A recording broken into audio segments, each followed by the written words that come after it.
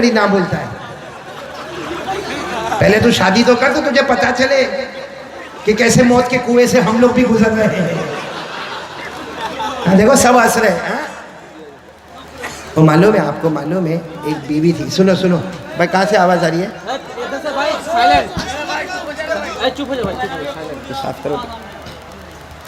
ایک بات سنا، 18 سال 20 سال سے اپنے شوہر کے ساتھ میں.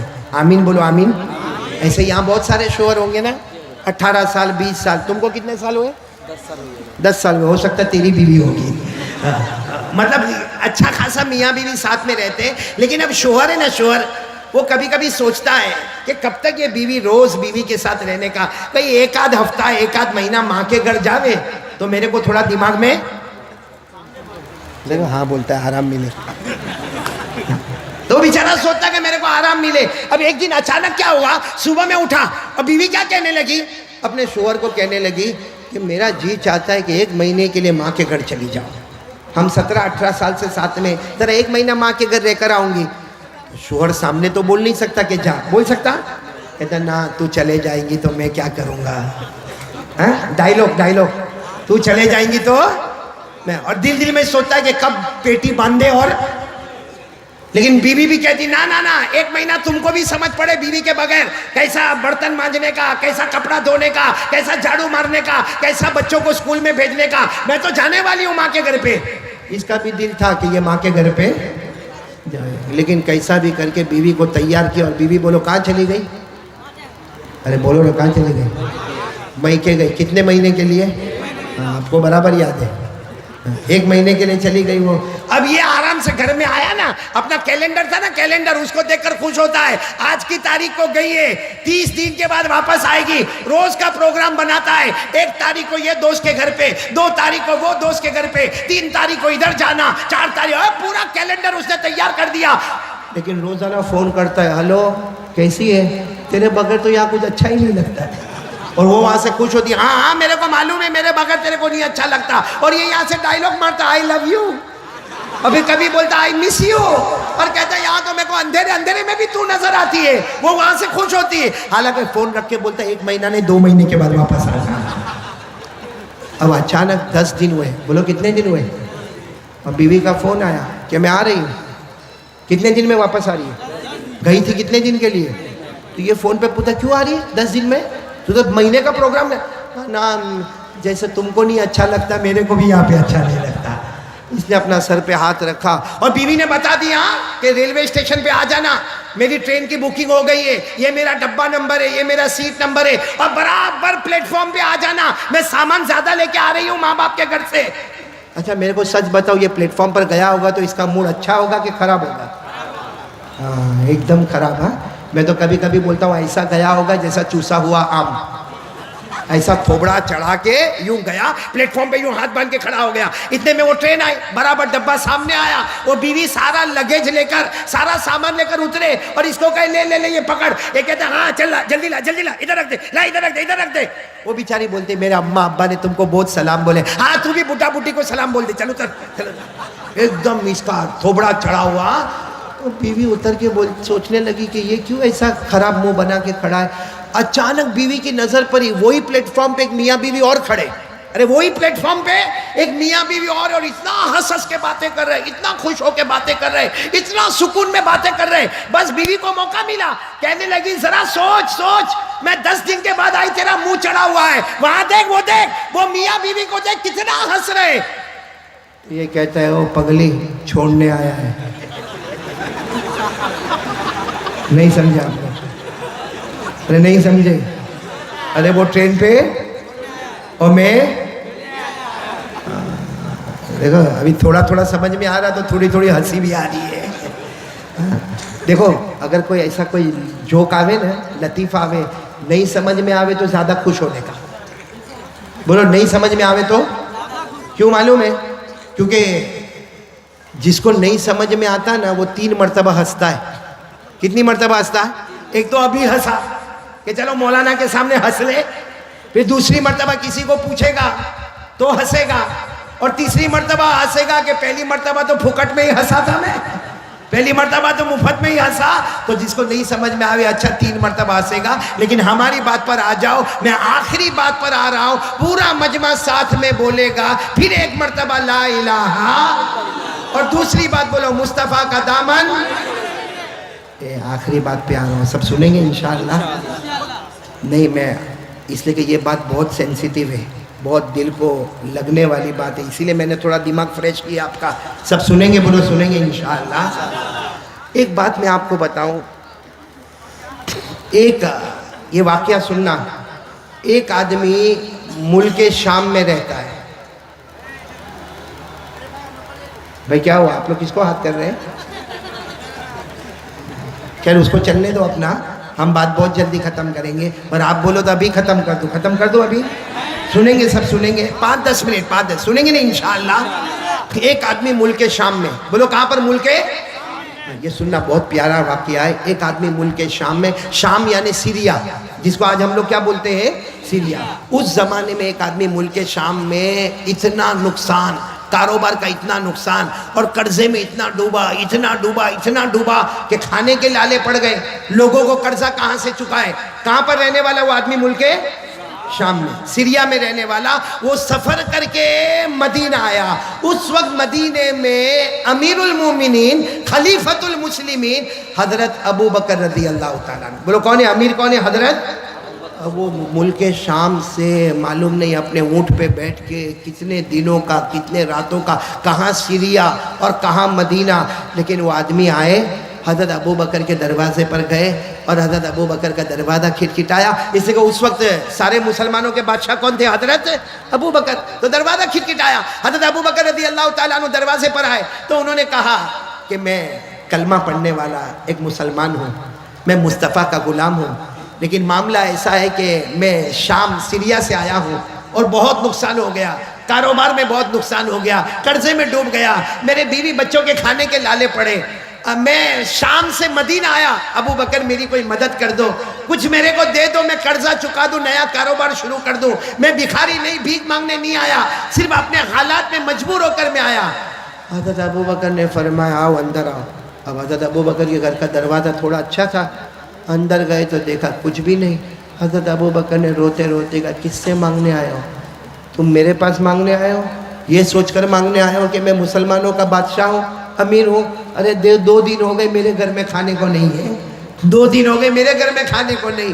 تو وہ آدمی کہنے لگا پھر میں کہاں جاؤں گا، میں تو مدینہ آیا تھا، یہ سوچ کر آیا تھا کہ حضرت ابو بکر میری مدد کریں گے۔ سننا حضرت ابو بکر کیا فرماتے؟ ایک کام کرو، عثمان کے پاس چلے جاؤ۔ حضرت، ساتھ میں بولو کن کے پاس چلے جاؤ؟ حضرت۔ آواز ابھی بھی نہیں آ رہی، بولو کن کے پاس چلے جاؤ؟ حضرت۔ تو کہنے لگے میں تو عثمان کو پہچانتا نہیں ہوں، آپ کچھ لکھ کر دے دو تو میں چلے جاؤں گا حضرت عثمان کے پاس۔ حضرت ابو بکر نے فرمایا میرے لکھنے کی کوئی ضرورت نہیں ہے، بلکہ ان کو کہنا بھی نہیں کہ ابو بکر نے بھیجا ہے، لکھنے کی بھی ضرورت نہیں، اور عثمان کو کہنا بھی نہیں کہ ابو بکر نے بھیجا ہے، صرف جا کر وہاں جا کر اتنا کہہ دینا میں غریب ہوں، مصطفیٰ کا غلام ہوں۔ کوئی بھی مصطفیٰ کا غلام آ جائے، عثمان کی سخاوت شروع ہو جاتی ہے، بولو سبحان اللہ۔ تو انہوں نے کہا لیکن میرے کو تو بہت بڑی رقم چاہیے۔ سنو انہوں نے کیا کہا؟ مجھے تو بہت بڑی رقم چاہیے۔ کیوں بڑی رقم چاہیے میرے کو؟ اس لیے کہ میرے کو قرضہ بھی ادا کرنا ہے، نیا کاروبار بھی شروع کرنا۔ ارے قربان جاؤ، حضرت ابو بکر نے فرمایا کتنی بھی بڑی رقم چاہیے عثمان کے پاس چلے جاؤ، رقم کا ذکر مت کرنا، اور مجھے کچھ لکھنے کی بھی ضرورت نہیں، اور یہ بھی مت کہنا کہ ابو بکر نے بھیجا ہے۔ آپ چلے جاؤ، جہاں تمہاری سوچ ختم ہوتی ہے حضرت عثمان کی سخاوت شروع ہو جاتی ہے، بولو سبحان اللہ۔ اب وہ آدمی گئے، بولو کن کے پاس جا رہے ہیں؟ یہ سیریا والے کن کے پاس جا رہے ہیں؟ حضرت۔ اب حضرت عثمان کے پاس جا کر کیا ٹینشن ہوا معلوم ہے؟ جب گھر کے باہر گئے تو دیکھا کہ حضرت عثمان تو گھر میں اپنے بچوں کو ڈانٹ رہے، اور بچوں کو کیا کہہ رہے؟ ارے میرے بچوں، تم دودھ بھی پیتے ہو، اس میں شہد بھی ملاتے ہو، دودھ کا خرچ الگ ہوتا ہے، شہد کا خرچ الگ ہوتا ہے، ارے خرچہ اتنا کرو گے تو کیسا چلے گا؟ اب یہ باہر کھڑے کھڑے سوچنے لگے مجھے تو عثمان کے پاس بھیجا، اور یہ تو اپنے بچوں کے ساتھ میں ڈانٹ رہے، اور کس کے واسطے ڈانٹ رہے؟ دودھ کے واسطے ڈانٹ رہے، شہد کے واسطے ڈانٹ رہے۔ لیکن انہوں نے ہمت کی، حضرت عثمان کا دروازہ کھٹکھٹایا۔ بھائی سب سننا، جیسے حضرت عثمان نے دروازہ کھولا، کہا کیا ہوا؟ انہوں نے کہا السلام علیکم، میں سیریا کا رہنے والا، ملک شام کا رہنے والا، قرضے میں ڈوبا ہوا ہوں اور میرے پاس کھانے کو کچھ نہیں ہے اور میں نیا کاروبار شروع کرنا چاہتا، میں بھکاری بن کر نہیں آیا، لیکن آپ میری مدد کر دو گے تو بہت اچھا ہوگا۔ حضرت عثمان نے کہا آؤ میرے گھر میں آؤ، گھر میں بٹھایا اور بٹھانے کے بعد کہا اپنے بیٹے کو کہا، ارے ایک بیٹے کو کہا ذرا دودھ کا پیالہ لے کر آؤ، دوسرے بیٹے کو کہا شہد لے کر آؤ، تیسرے بیٹے کو کہا کہ کھجور لے کر آؤ۔ یہ سوچنے لگے کہ اپنے بیٹے کو ڈانٹ رہے تو میرے کو دودھ بھی پلا رہے، شہد بھی دے رہے اور کھجور بھی دے رہے۔ اب سننا، حضرت عثمان رضی اللہ تعالیٰ عنہ نے تھوڑی دیر میں ایک اونٹ تیار کیا اور اونٹ پر اتنا سامان، کپڑے، برتن، اناج، غلہ اور ساتھ میں 6000 درہم دیے۔ کتنے درہم دیے؟ تو ان کی زبان سے نکلا کہ میرے کو تو 3000 کی ضرورت تھی، 3000 دینار کی ضرورت تھی، آپ نے تو 6000 دینار دے دیے۔ تو حضرت عثمان نے کہا جاؤ لے کر جاؤ، آئندہ ضرورت پڑے تو واپس عثمان کے پاس آ جانا۔ اب مجھے جو بات بتانی وہ سنو، میں نے یہ واقعہ کیوں سنایا؟ جب وہ جانے لگے تو حضرت عثمان نے کہا کہ جا رہے ہو؟ تو انہوں نے کہا بہت بہت شکریہ، میرے کو تو مل گیا، کپڑے بھی مل گئے، برتن بھی مل گیا، اناج بھی مل گیا، سواری بھی مل گئی، اور میرے کو 6000 دینار بھی مل گئے، میرے کو تو سب مل گیا، میں جا رہا ہوں اور آپ کا بہت بہت شکریہ۔ تو حضرت عثمان کہتے میرا شکریہ مت ادا کرو، ابو بکر کا شکریہ ادا کرو جنہوں نے تمہیں یہاں بھیجا ہے۔ تو انہوں نے کہا میں نے تو آپ کو کہا بھی نہیں کہ حضرت ابو بکر نے بھیجا ہے، آپ کو کیسے معلوم؟ حضرت عثمان نے کہا ہم مصطفیٰ کے غلام ہیں، ان آنکھوں سے کم دیکھتے ہیں، ان آنکھوں سے زیادہ دیکھتے ہیں، ہم ان آنکھوں سے بصارت سے کم دیکھتے ہیں، ہم دل کی آنکھوں سے دیکھتے ہیں کہ کون کیا سرمایہ لے کر آتا ہے۔ خیر اچھا میرے کو بتاؤ ایسی سخاوت آج کوئی کرے؟ ارے بولو نا، ہمارے کھڑائی میں کوئی کرے؟ ارے کوئی کرے ایسا؟ آل اوور انڈیا میں جاؤ کوئی ایسی سخاوت کرے؟ نہیں کرے۔ لیکن ایک بات آپ کو بتاؤں، یہ عثمان اتنی بڑی سخاوت کرنے کے بعد جب حضرت ابو بکر رضی اللہ تعالیٰ عنہ کا انتقال ہو گیا، امیر المومنین کون بن گئے؟ حضرت عمر۔ حضرت عمر رضی اللہ تعالیٰ عنہ شہید ہو گئے، ان کے بعد میں امیر المومنین کون بنے؟ بہت پیسہ، بہت مال دولت۔ ارے جب حضرت ابو بکر کے زمانے میں حضرت عثمان کے پاس اتنا مال و دولت تھا، اب تو حضرت عثمان خود امیر المومنین بنے ہیں، سارا بیت المال ان کے پاس میں ہے، ساری زمین کی دولت ان کے پاس میں ہے۔ لیکن یہی حضرت عثمان، پورا مجمع سن لو، رات کے سناٹے میں قبرستان جاتے تھے۔ بولو کہاں پر جاتے تھے؟ اور جا کے اتنا روتے تھے، اتنا روتے تھے، آپ کی داڑھی مبارک سے آنسو کے قطرے ٹپکتے تھے۔ اور ایک دن نہیں، ہر رات کو جب پورے مدینے میں سناٹا ہو گیا، حضرت عثمان چپ چاپ اپنے گھر سے نکلتے، قبرستان جاتے اور قبرستان میں داخل ہو کر اتنا روتے کہ آپ کی داڑھی مبارک سے آنسو کے قطرے ٹپکتے۔ ایک مرتبہ تو کسی نے قبرستان میں ان کو پوچھا کہ عثمان آپ کے سامنے جنت کا تذکیر آتا ہے، آپ اتنا نہیں روتے؟ آپ کے سامنے جہنم کا ہولناک آتا ہے، آپ اتنا نہیں روتے، لیکن قبرستان میں آ کے آپ کیوں روتے؟ سنو پورا مجمع سنو، حضرت عثمان روئے اور روتے روتے فرمایا میں نے میرے نبی صلی اللہ علیہ وسلم کو کہتے ہوئے سنا کہ قبر آخرت کی منزلوں میں پہلی منزل ہے۔ بولو قبر آخرت کی منزلوں میں۔ حضرت عثمان نے روتے روتے کہا میرے نبی نے فرمایا کوئی اس میں بچ گیا ہر منزل میں بچ گیا، لیکن کوئی اس میں پکڑا گیا ہر منزل میں پکڑاتا جائے گا، ہر منزل میں پکڑاتا جائے گا۔ میرے پیارو یہ پوری بات حدیث پاک میں، بولو یہ پوری بات کہاں پر ہے؟ میں آپ کو حدیث سناتا ہوں۔ کان عثمان رضی اللہ تعالی عنہ اذا وقف على قبر بكى حتى تبل لحيته فقيل له تذكر الجنة والنار فلا تبكي وتبكي من هذا فقال عثمان رضي الله تعالى عنه سمعت رسول الله صلى الله عليه وسلم يقول ان القبر اول منزل من منازل الآخرة فإن نجا منه فما بعده أيسر منه وإن لم ينجو منه فما بعده اشد من۔ حضرت عثمان فرماتے میرے نبی نے فرمایا قبر آخرت کی منزلوں میں پہلی منزل۔ پورا مجمع بولے جو اس میں بچ گیا، بولو جو اس میں بچ گیا وہ قیامت کی ہر منزل میں، اور جو اس میں پکڑا گیا۔ چلو کون کون چاہتا ہے کہ قبر میں بچنا ہے اللہ کے عذاب سے؟ بس آخری بات، قبر میں جانا ہے کہ نہیں جانا؟ نہیں، پورا مجمع بولے بھائی جانا کہ نہیں جانا؟ میرے کو بھی جانا ہے، آپ کو بھی جانا، میرے کو بھی مرنا، آپ کو بھی مرنا۔ ارے میرے پیارو، غسل کا پانی میرا بھی اور آپ کا بھی تیار ہوگا, کفن کا کپڑا میرا اور آپ کا دونوں کا تیار ہوگا, ہم سب کو جنازہ ہمارا اٹھے گا, اور جب ہمارا جنازہ اٹھے گا ہمارے گھر والے روئیں گے اور ہمیں قبرستان لے جایا جائے گا, اور قبر کی اندھیری رات میں ہمیں قبر کے اندر اتار دیا جائے گا. سب کو جانا ہے نا قبر میں. اب کون کون چاہتا ہے کہ قبر کے عذاب سے بچنا ہے؟ ایک کام, اللہ کی قسم, ادھر دیکھو 5 منٹ, ایک کام کے لیے تیار ہو جاؤ. میں اللہ کی قسم سارے علماء کے بیچ میں کھاتا ہوں, ایک کام کر لو, قبر کا عذاب تو دور کی بات, قبر میں آگ کا دھواں بھی ہمارے قریب نہیں آئے گا. بلکہ میں قسم کھاتا ہوں اللہ ہماری قبر کو جنت کا باغ بنائے گا. بولو انشاءاللہ, آمین بولو. اللہ ہماری قبر میں جنت کی خوشبوئیں لائے گا. بولو آمین.